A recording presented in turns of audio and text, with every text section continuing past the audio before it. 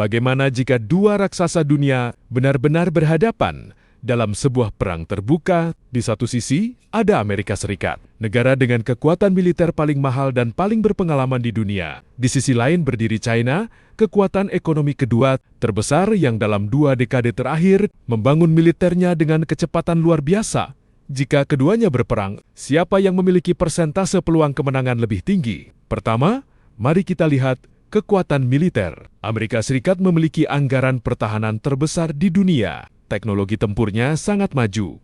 Jet siluman generasi kelima, hingga sistem satelit dan intelijen global yang canggih. Militer Amerika juga punya pengalaman tempur nyata di berbagai wilayah konflik selama puluhan tahun terakhir, namun China bukan lagi kekuatan yang bisa diremehkan. Dalam 20 tahun terakhir, modernisasi militernya meningkat drastis. Mereka memiliki jumlah personel aktif terbesar di dunia, angkatan laut dengan jumlah kapal terbanyak, serta sistem rudal hipersonik yang diklaim mampu menembus pertahanan udara modern. Fokus utama China adalah dominasi di kawasan Asia Pasifik, khususnya di sekitar Laut Cina Selatan dan Taiwan. Jika perang terjadi jauh dari wilayah Asia, Amerika mungkin punya keunggulan logistik karena memiliki pangkalan militer di banyak negara sekutu, tetapi jika konflik terjadi dekat wilayah Cina, keunggulan geografis akan sangat menguntungkan Beijing. Dalam perang modern, lokasi sama pentingnya dengan jumlah pasukan. Selain militer, faktor ekonomi sangat menentukan. Perang antara dua ekonomi terbesar dunia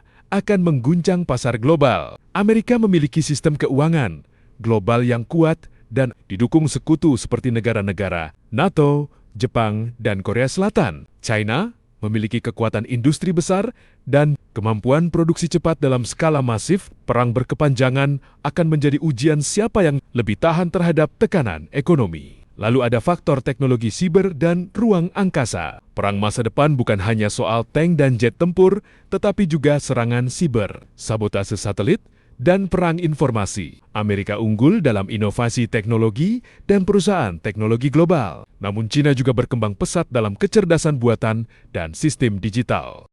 Jika harus berbicara dalam angka hipotesis, beberapa analis militer memperkirakan bahwa dalam konflik global, peluang kemenangan bisa sangat bergantung pada lokasi dan skenario. Dalam perang global terbuka dengan banyak sekutu terlibat, Amerika mungkin memiliki peluang lebih tinggi, misalnya sekitar 55-60, karena jaringan aliansi dan pengalaman tempur. Namun dalam konflik regional terbatas di Asia Timur, China bisa memiliki peluang lebih besar, bahkan bisa melampaui 50% karena keunggulan jarak dan konsentrasi kekuatan. Namun, ada satu fakta penting. Perang antara Amerika dan China hampir pasti akan berdampak dahsyat bagi dunia. Keduanya adalah kekuatan nuklir. Konflik yang tidak terkendali bisa berujung pada kehancuran global. Karena itulah, hingga kini persaingan mereka lebih banyak terjadi di bidang ekonomi, teknologi, dan diplomasi dibandingkan konfrontasi militer langsung. Kesimpulannya, tidak ada jawaban mutlak. Amerika memiliki keunggulan global dan teknologi tempur yang matang. China memiliki keunggulan regional dan pertumbuhan militer yang cepat. Persentase kemenangan sangat tergantung